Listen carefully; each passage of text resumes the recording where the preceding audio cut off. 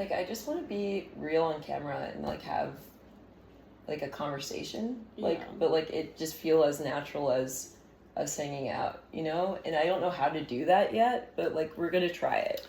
With all honesty, it's hard to do. Neither me nor Madeline, one of my best friends and an incredible designer and incredible artist and Earth Angel, we want to speak our truth, but like it is hard to speak your truth for the first time live or just share it. And it's weird. We're not, Gen Z. Yeah, we're not Zoomers. No, we're not. That's where the Sephora thing came in today. We both, grew up with really controlling parents, so we didn't have like the internet or like social media. Well, I was that's like, your lack of that, and I'm neurodivergent. You didn't have social media until I made it for you. Oh yeah, no, but that's because that's not because no one controlled me. Yeah. I was just neurodivergent, and so I didn't want to like I didn't know how to do it. I was like, but you helped me. Madeline made my first. On the internet. We didn't. No. Not at all.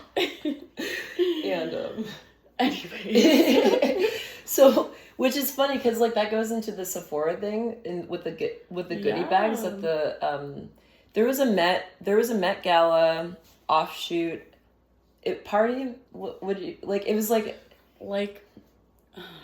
We're Lower East Side networking event. Okay, yeah, but like it was Met Gala themed. Like it was like Go Ballroom. We just got sponsored. Yeah, sponsored by Sephora. That's important. Sponsored. Yes, fucking sponsored. Okay, that's where we're good. Yes. The theme for the Met Gala this year is what was Black Dandy. All right. I asked my dear friend Madeline to do a little research for me because I didn't have where does so Black Dandy, what is that about? So Black Dandyism, it originated in Europe in the 1800s when super wealthy Europeans, white Europeans obviously, would dress their slaves super well as well to show how wealthy they were. Okay. And then it became a form of resistance from slaves to kind of like take their own sense of style from that. And there's a Harlem. Yes. There was a Harlem like awakening. That was in England though. So that was in England or in Europe in general. And then in Harlem in the 1970s, also Black Dandyism kind of came back as a form of like revolution and resistance. Okay. But just seems like kind of a weird theme for a party for rich people. Like that was in a world that's like falling apart. Yeah, let's talk about that. Okay, I want to talk about that because like when I think about it, it makes me like feel like so deeply outraged. We are outraged. So let's remember that also the Met Gala is invite only, and after getting invited, you still have to pay $75,000 for your ticket. And what the fuck? Where does any of that money go into anyone being Black and dandy? No, where the fuck is this fucking money going? Okay, so a gala is a benefit, so it is a benefit for the Metropolitan Museum of Art. Okay, yeah, thank you, Met. But like, okay, so but I have to go off because like the Met had like, how is the Met accessible to my people? Yeah. Like I'm just like, you guys are making like turnstile, like every turnstile has this like block to like, so you can't jump over or whatever, like just making it even harder to have public transportation in New York. Also, to be honest, the Met Gala, they have enough money. They have more than enough money. Like it just seems weird to where's my money? Have like a theme that's for resistance and for a higher cause. Oh yeah, Black and dandy. And to be using the money for the Met, which is fine. Okay, yeah, they should be, I don't know, donating it or something. Where else could this money go? Exactly. So it's invite only. You have to pay $75,000. And obviously on top of that, you're going to spend like $30,000 on your outfit. So that's because where it's like all custom. Slow down. Blah, blah, blah. Let's slow down. Okay, so Madeline, as I've begun with, Madeline is incredible, just an incredible creative, and one of their favorite mediums is sewing and creating amazing outfits for their friends to wear, and everyone that's awesome, and I don't know. Anyways, but like I all of this began, like this idea to like talk about it began because like Madeline was just like, we were just looking at these fucking Met Gala pictures, scrolling down from the pictures today, and like I'm a model, Madeline's a model, like we're all models and like, you know, like creatives, and our voices have been so shut down. We'll get into it. We're getting into it. This is step one. Let's talk about the fucking Met Gala. Okay, so Black and Dandy. Weird. Devoid of creativity.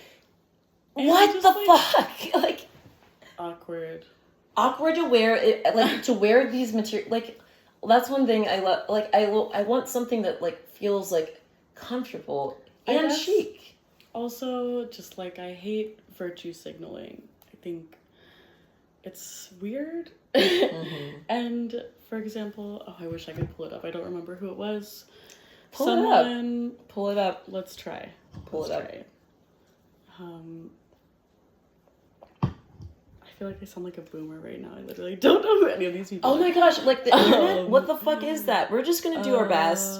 We have to talk about the truth. And we're not gonna stop talking about the truth. And guess what? And while Madeline is looking for this information, do you love my dress or what? I'm never my crown. Okay, so this dress was $5. I thrifted it, yo. Much more dandy than anything I saw. And there was that one outfit that was cute, but like it was one. That's not okay. You found it. I found it. Yes. Okay.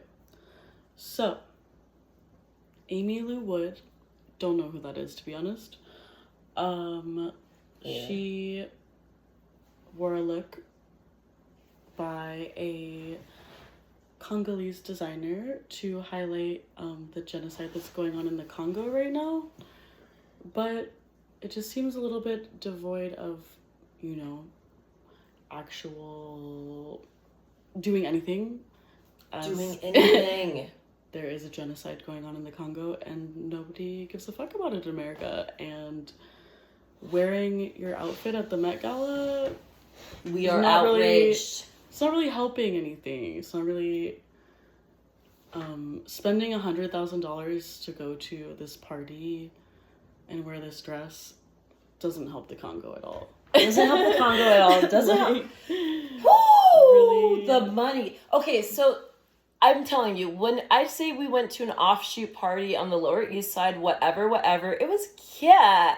It was so cute. I'm a florist, and I had a freelance gig there that I was like, you know what?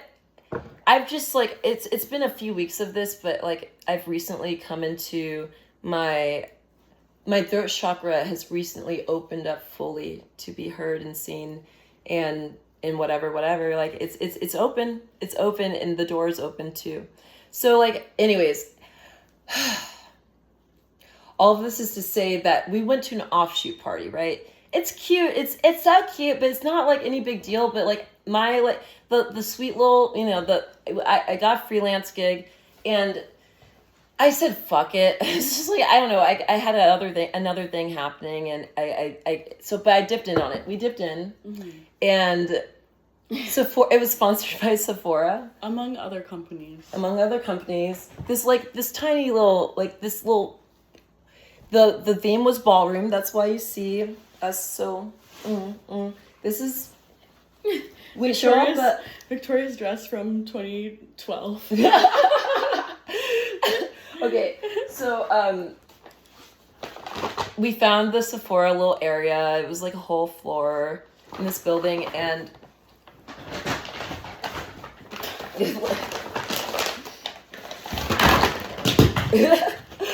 like when I tell you, like that's one bag. Okay, that's one bag. Okay, this alone $30. I already looked it up.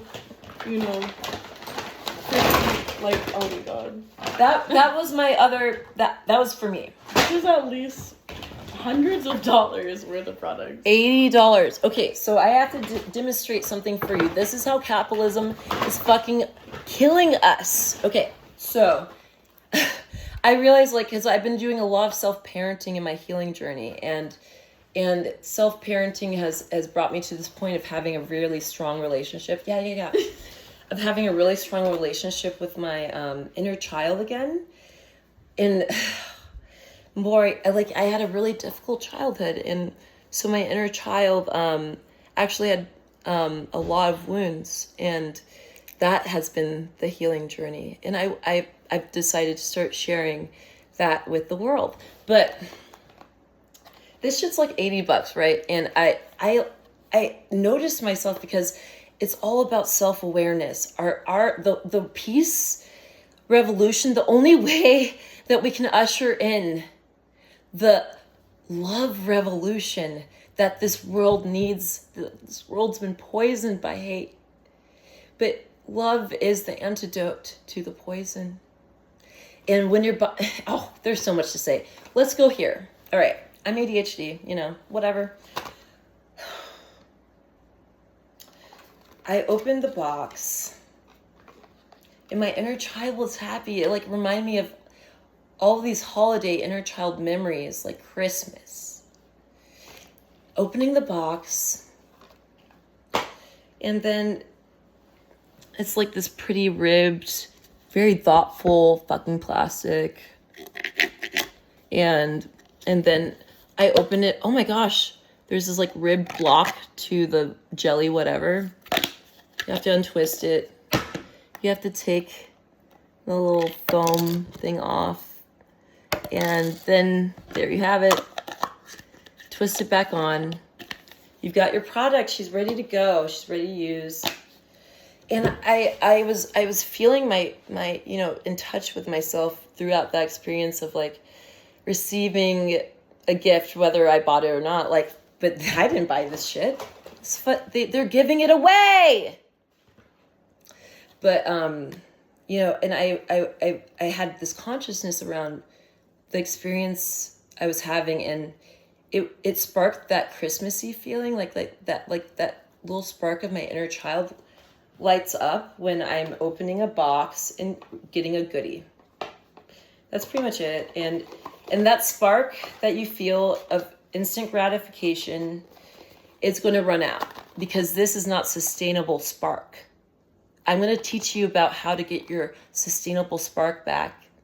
And I'm going to channel this information through God, Goddess herself, through love, and my open throat chakra, which we're all going to get to someday, because this love revolution isn't going to stop. But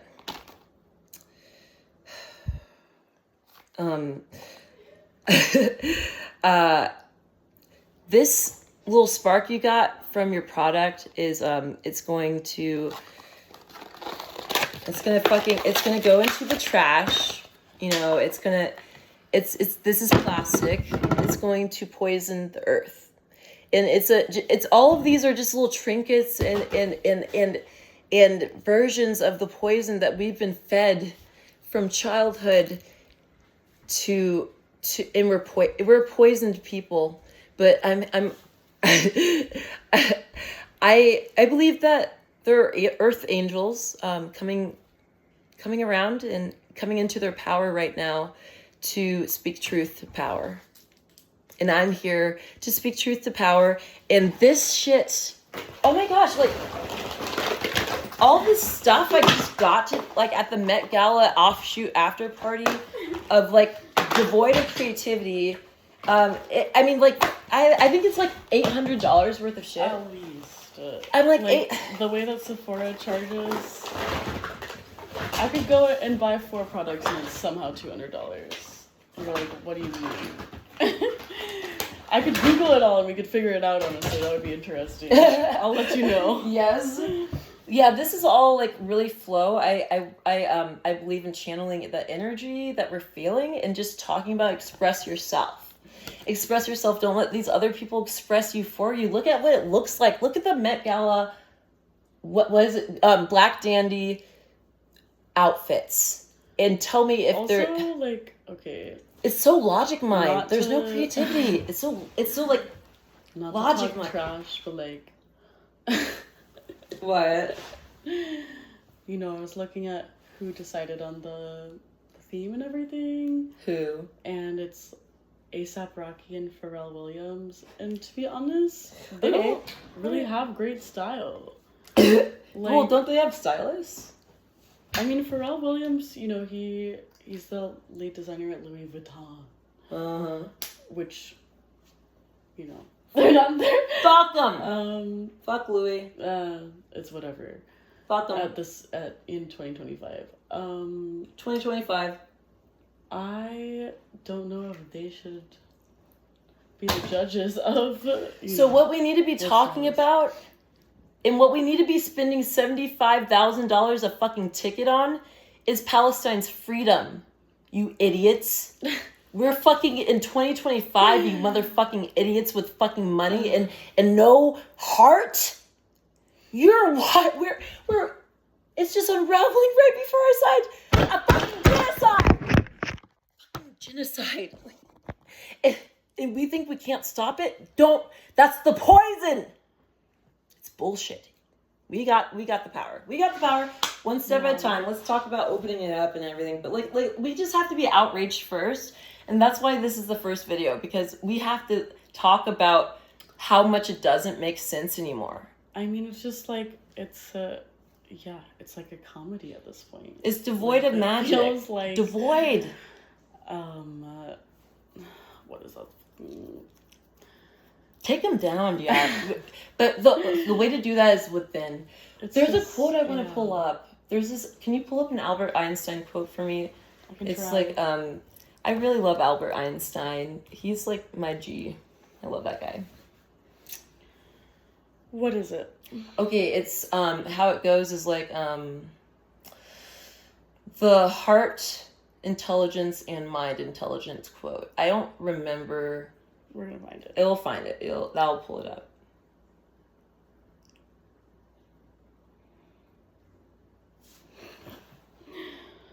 I can't spell. Me either. I do talk text and all that. I'm super dyslexic, but we'll get into that story another day.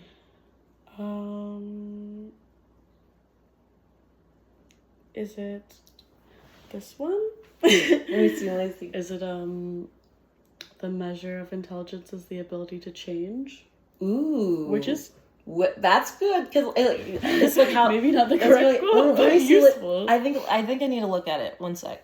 Okay. Then it had, or I wrote it down. Never mind. I'll just read it. Okay. Okay. Fine.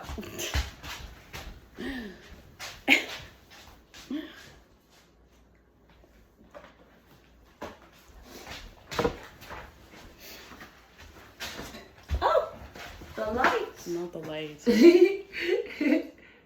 Okay. I mean, I'm glad I got new mascara, I guess. Yeah. All right. Where's this quote? Oh, I put it in my grimoire. Oh, yeah. I think it would be interesting to look up how much these products are worth altogether. By the end of the night, I'll make a conductive review. when the candle goes out, we'll do it. Yeah. What candle? This candle. Oh, okay. This is a candle. I didn't know. Anyways, okay. This is my grimoire. Every witch should start carrying a grimoire because all of your magical experiences have lots of important information inside of them that is like you can't place value on how your on the magic, you know. All right, so Albert Einstein quote. The intuitive mind is a sacred gift, and the rational mind is a faithful servant. We have created a society that honors the servant and has forgotten the gift. Dang, Albert Einstein said that? That's Albert Einstein. Yeah. Interesting. When I came across this, I was just like, "Ooh, that has the magic in it." You know, I felt that. I felt that rich spark, that spark that doesn't poisoned me at the end of the day. You know, like when I got out of that relationship with the succubus, it was a 10-year succubus relationship, fucking A. But got me here, you know, we're all good. But like after, I think I got a lot of information throughout surviving that, and it's just like, I kept going for this empty spark. Mm-hmm. And it was poisoning me, yo. You know, and that's what, I mean, I really think Christmas is just like this bullshit that has been brainwashing people to buy into capitalism even more, because it like invokes this inner child thing that we just miss so much, because we're forced to deal with all of this white patriarchal order that has been set in front of us to exist within. And we're it's I mean, the seams are being ripped apart. Like, isn't this fucking a disaster? Aren't you outraged? And don't you want to find your inner love and peace? Like, I mean, woo, because that's where the power comes from. It comes from the freedom of your spirit. And the witches are back. They can't fucking burn us. They can't fucking burn us at the crosses anymore. The crosses can't burn us down. The witches are back, and we're going to talk. I'm going to try to interview. I think I want to interview as many witches as I can about things that need to be shared. But I don't know. To that quote, like, let's read it one more time. Will you read it? Yes. Okay, my voice, that joint made me so cotton mouth. The intuitive mind is a sacred gift, and the A little louder. Oh, okay. Yeah. The intuitive mind is a sacred gift, and the rational mind is a faithful servant. We have created a society that honors the servant and has forgotten the gift. All right. Well, I feel like there's something I would like to interview you. So, Madeline is a double or triple Leo? Double Leo. I knew it was double. That's why I said it first. Double Leo, and a world traveler, and one of the like freest spirits. I love they, them, she, her. I love this individual next to me so much. It's been about 10 years. More. A little, 10, going on like 10 or 11, whatever. It like that. Yeah. It's been like that, and they have this knack at going to the most inexplicably adventurous places. There's an adventurer to the true bone. Anyways, so this adventurous spirit right here next to me, I want you to tell me about some of your travels if you feel comfortable sharing. Any ones that stand out to you right now, given the conversation? I mean, yeah, I was about to rant, as you know. Okay. Go off. Let's go off. What does it feel like? Okay, so like a month ago, I was in Iraq for a month, which was amazing in a lot of ways. The people are amazing, but you know, America and Iraq, not on great terms. America systematically tried to destroy Iraq. We know this, right? We think we know this. We know. I mean, it's interesting. I am 28. I was born in 1996, so the Iraq War was like right around, you know, I remember 9/11 vaguely, and then I remember the Iraq War. That's kind of like what I was growing up during. Mm-hmm. So it was very interesting to go to a place where all I had ever heard of it was on the news every day growing up as a child, you know, 15 killed in car bomb in Baghdad, whatever, you know, that type of thing. So going there was a very interesting experience for me. But I learned a lot about Iraq while I was there, and it's an amazing place. It's one of, I mean, they literally invented like writing and algebra and like the extremely and advanced the ceilings. They're an extremely advanced culture.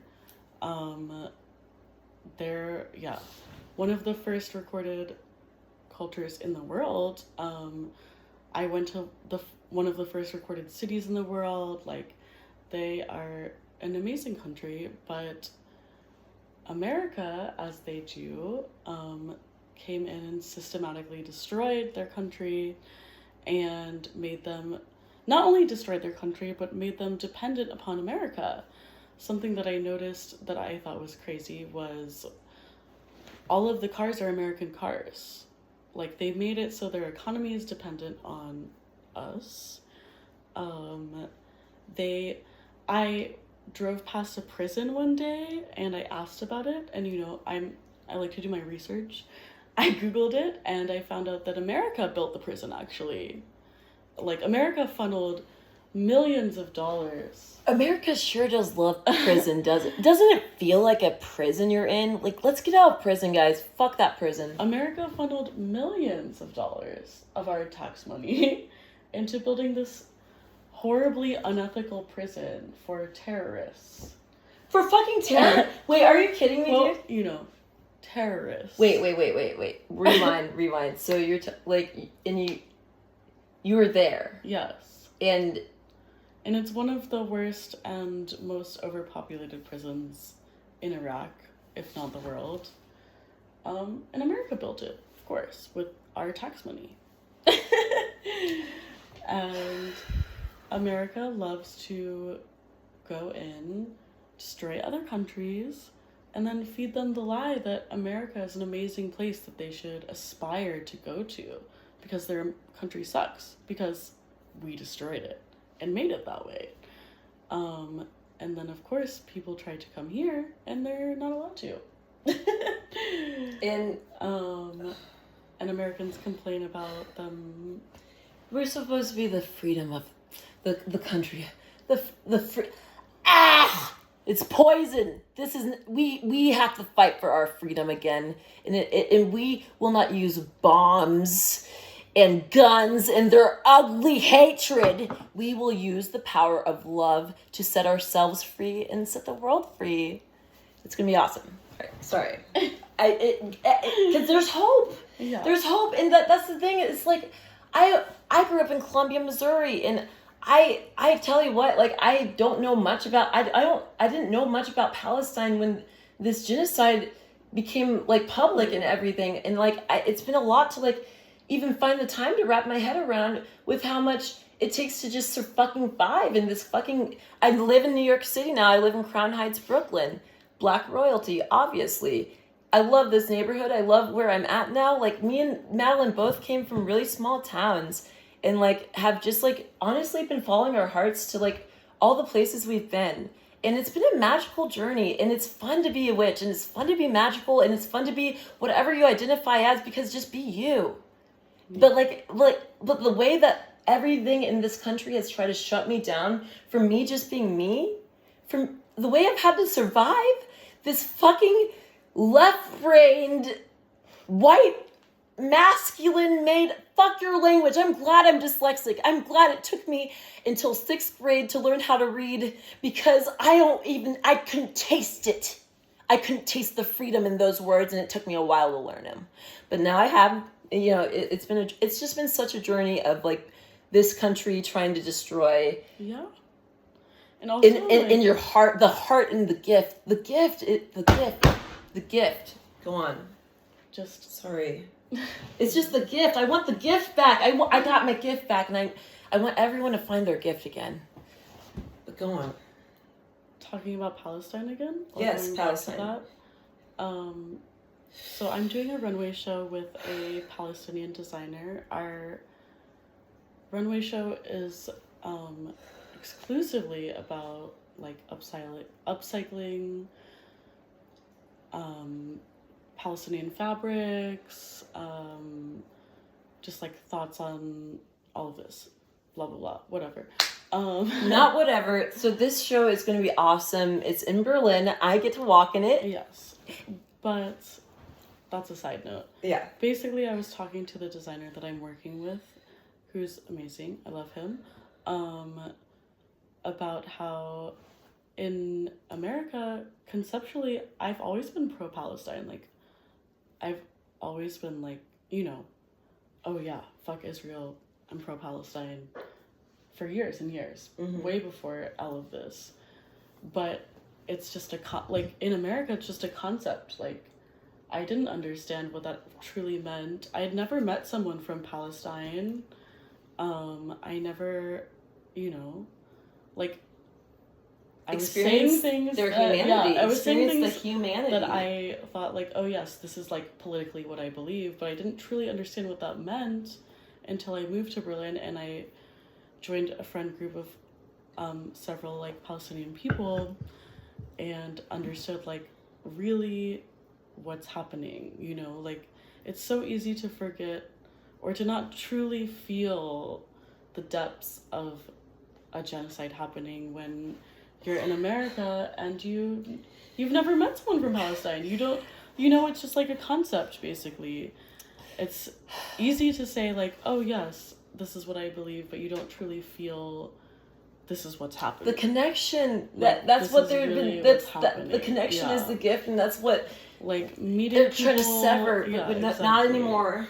Meeting people and understanding their lives being destroyed and their families being torn apart. Instead of just, so they're feeding us this information about what's going on with this genocide in a way that that only can speak to the left side of your brain and to this logic. And the logic is meant, like, science is catching up with magic, like, science is starting to catch up with magic, and it's scientifically proven that the receptors of the heart, there are like 3,000 more receptors and receivers of information that are in your heart and your gut, like 3,000 or something, a whole bunch more than in your brain, and so like the brain is actually supposed to be subject to the heart and the stomach, like your gut feeling, like the spark of life that put you here in the fucking first place. I also think that a lot of people, they just don't really think about it as something that could ever happen to them.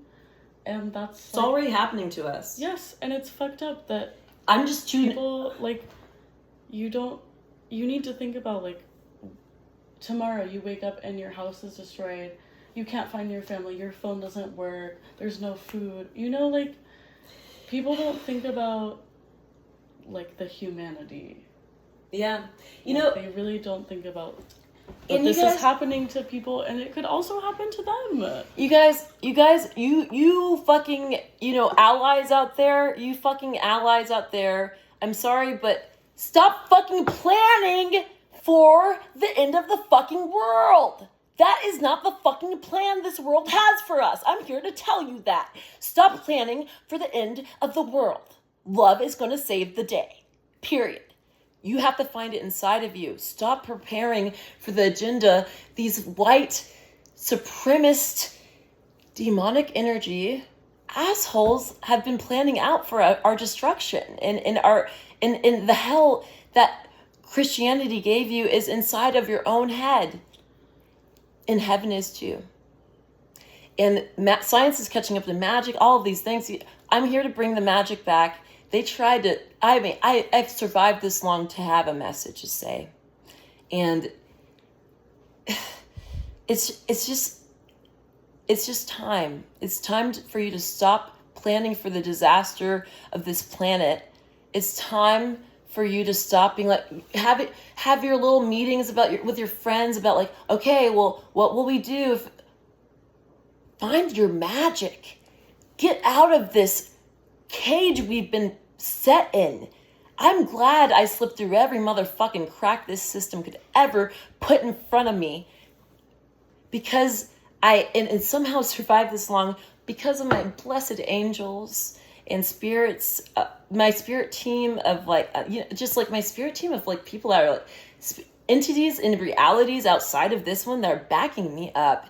And I'm just saying, like, we have to find the magic. Stop planning for the end of the world. Stop looking and envying these motherfucking robots wearing these ugly, uncreative clothes that we're coveting for $10,000, and start thinking about the fact that you hate your job because you can barely support your children.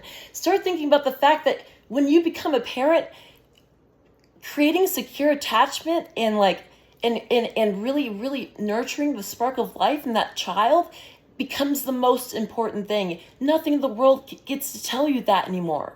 We have to set up a world like that. I think, like, at this point, we're all kind of like, we're doomed, you know?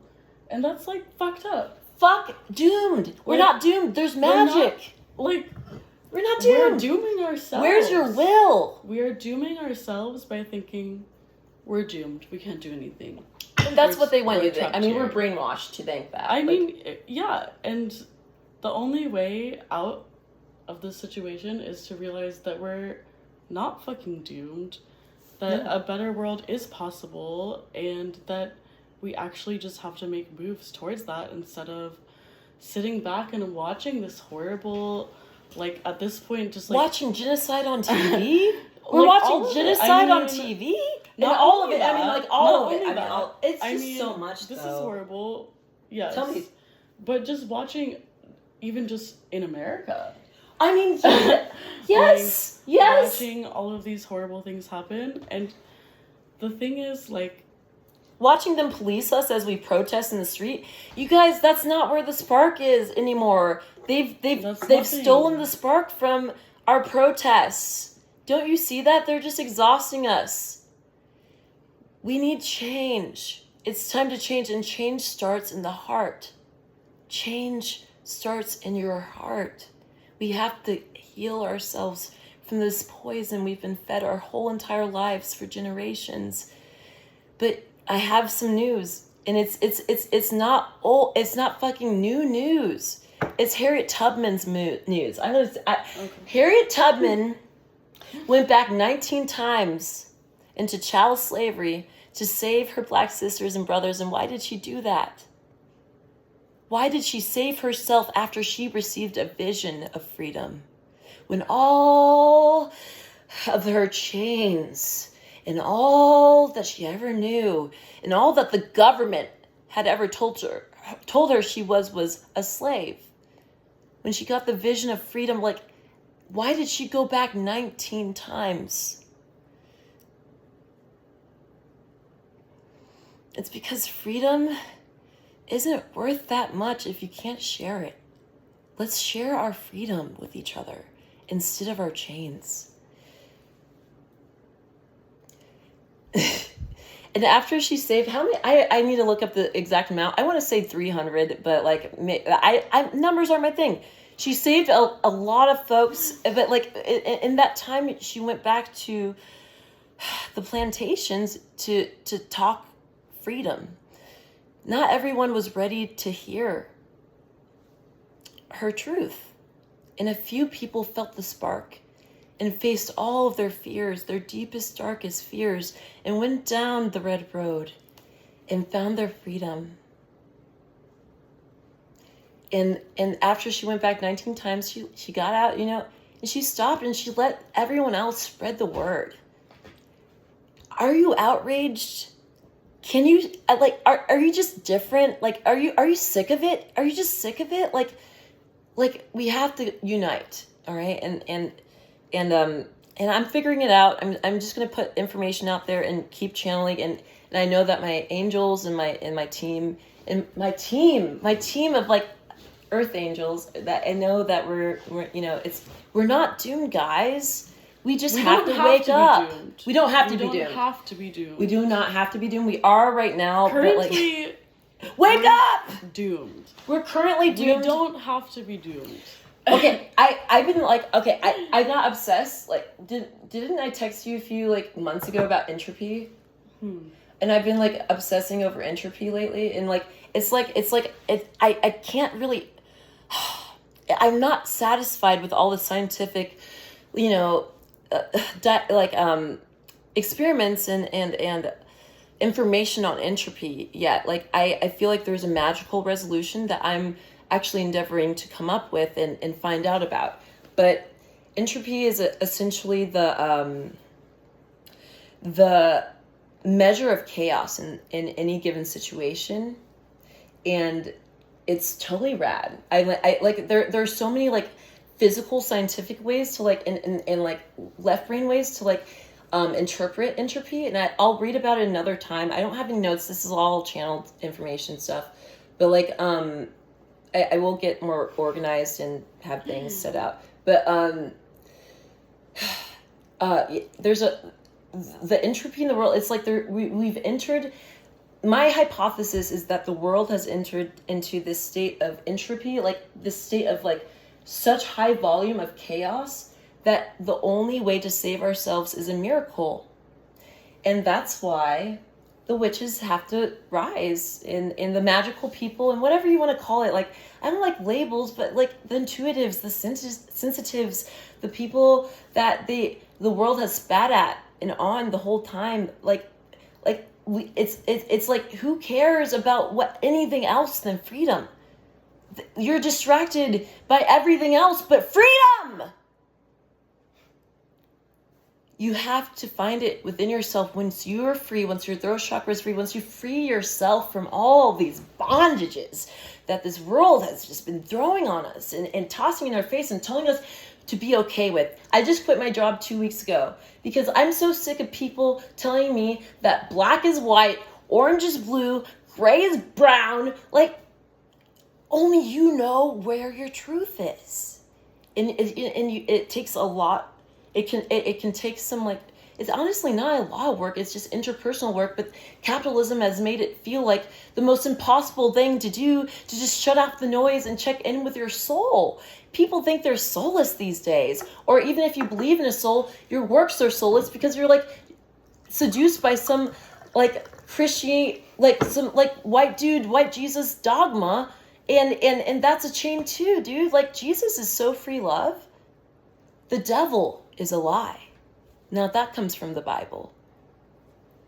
This illusion of reality, of doom, well, not the doom, like we have to make some changes, but of dread and of dismalness, the smallness, that is the motherfucking illusion. That is the lie. The devil, whether it be the white devil or the devil itself, has casted on this planet. And freedom will set you. The truth will set you free. The truth. The devil is a lie. That's why I figured out. You know, thank you. Thank you. I love you so much. Oh, am I doing okay? I'm just. I feel like pee again. Go pee, girl. We're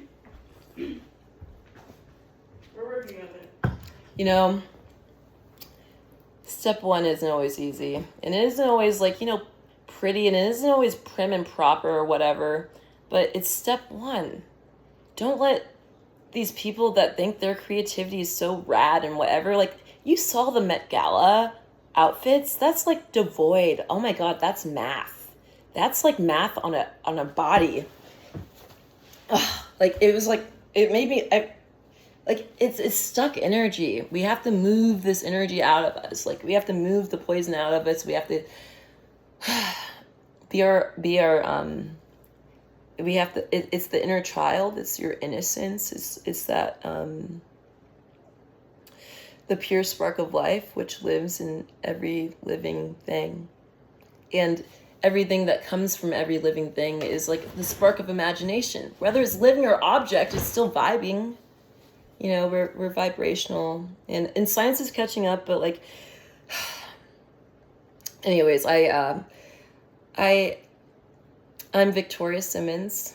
I grew up in Columbia, Missouri, small Midwest town, and I won't stop interviewing, sharing my voice, sharing my story until the Earth Angels are flying. Because once we're in the sky, anyways, I'll maybe we'll cut it off here, yeah.